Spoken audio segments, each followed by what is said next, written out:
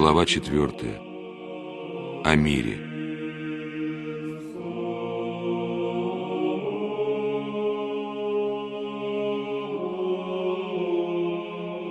Все хотят иметь мир, но не знают, как этого достигнуть.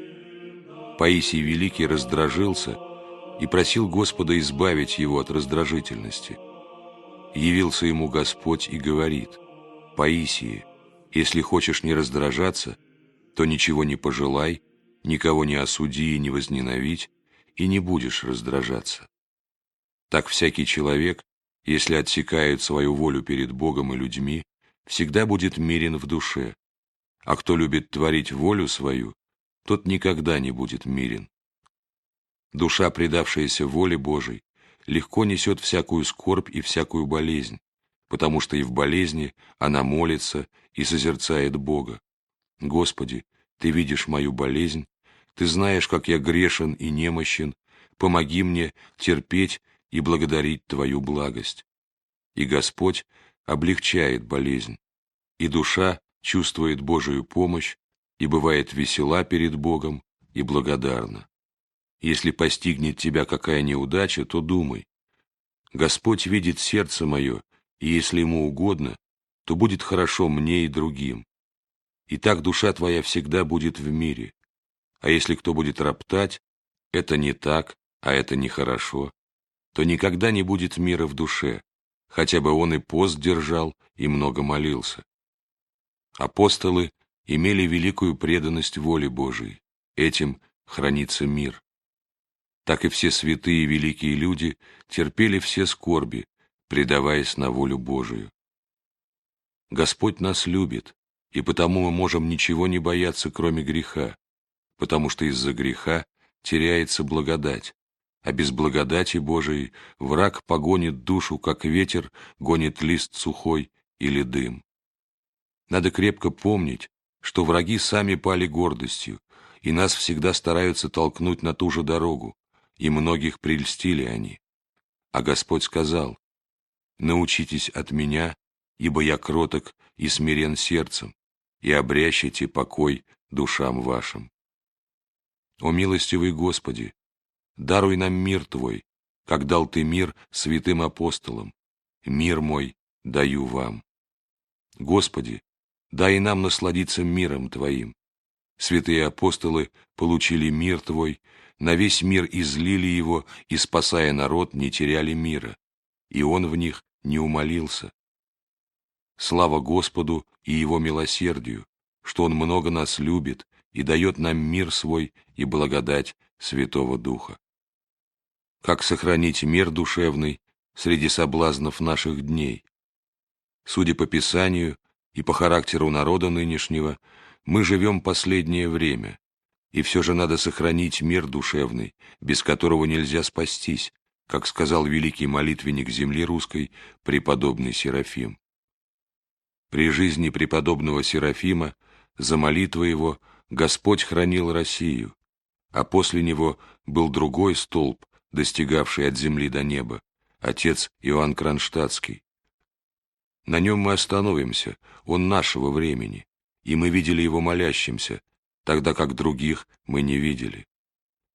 Помним, как после литургии, когда ему подали лошадь, экипаж, и он стал садиться, окружил его народ, ища благословения, и в такой сутолке душа его непрестанно пребывала в Боге, и в такой толпе он не рассеивался и не терял душевного мира. Как же он достигал этого? Вот наш вопрос. Он этого достигал и не рассеивался, потому что любил народ и не переставал за него молиться Господу: «Господи, даруй мир Твой людям Твоим. Господи, даруй рабам Твоим Духа Твоего Святого, чтобы Он согревал сердца их любовью Твоей и наставлял их на всякую истину и добро. Господи, хочу, чтобы мир Твой был во всем народе Твоем, который Ты возлюбил до конца и дал Сына Своего Единородного, дабы спасти мир. Господи, даруй им благодать Твою, чтобы они в мире любви познали Тебя и возлюбили бы, и сказали бы, подобно апостолам на Фаворе: добро нам, Господи, быть с Тобою. Так непрестанно молясь о народе, он сохранял мир душевный. Мы же теряем его, потому что нет в нас любви к народу. Святые апостолы и все святые желали народу спасения, и, пребывая среди людей, пламенно молились за них. Дух Святой давал им силу любить народ, и мы, если не будем любить брата, то не сможем иметь мира. Пусть каждый подумает об этом. Слава Господу, что Он не оставил нас сирых, но дал нам землю Духа Святого. Дух Святой учит душу неизглаголанной любви к народу и жалости ко всем заблудшим. Господь пожалел заблудших и послал Сына Своего Единородного спасти их, и Дух Святой учит такой же жалости к заблудшим, которые идут в ад. А кто не стяжал Духа Святого, тот не хочет молиться за врагов.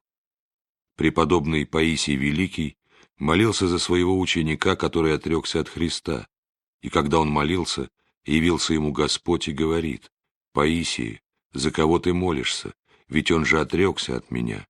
Но преподобный продолжал жалеть своего ученика, и тогда Господь сказал ему: «Паисий, ты мне уподобился любовью».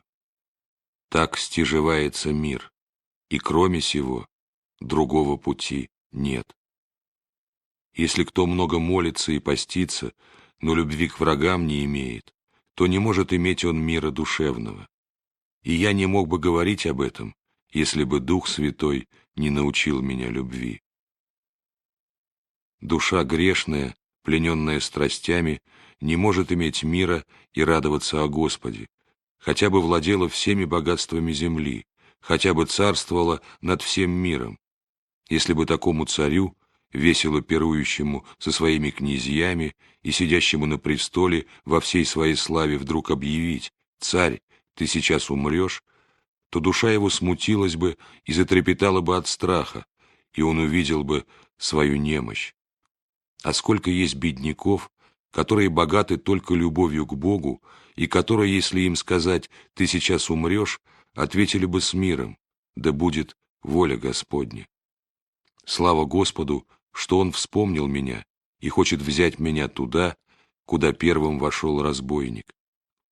Есть бедняки, которые не имеют страха смерти, но встречают ее с миром, подобно праведному Симеону, который воспел песнь: «Ныне отпущаешь раба твоего, владыка, по глаголу твоему с миром».